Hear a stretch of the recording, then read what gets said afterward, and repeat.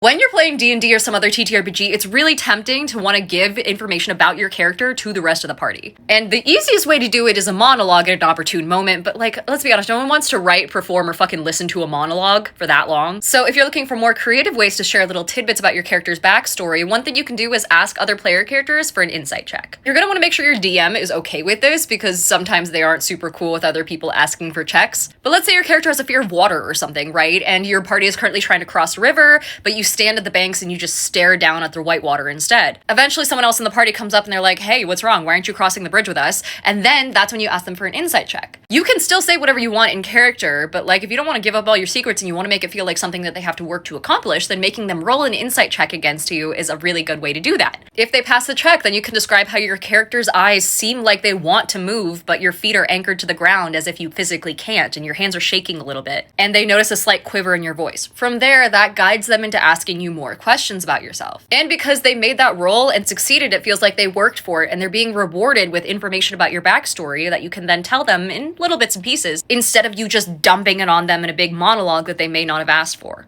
Now, in order to make people curious enough to ask and to make that check in the first place, you do have to seed in little tidbits, little hints here and there as to your backstory and your everyday motions. You can state outright that your player character has never been on a boat before, even though they grew up in a harbor town. If you used to be nobility, maybe talk about how subtly your character changes posture and changes their voice inflections a little bit when they're talking to someone with status. If your family were full of criminals, then maybe scoff a little bit every time you pass by a wanted poster in town. Do little things that are weird. Make it weird enough that people ask questions and then give you an opportunity to reward them with answers about your backstory. But don't do it in a torrential fucking monologue, okay? That's especially not more than once or twice a campaign. That's a lot.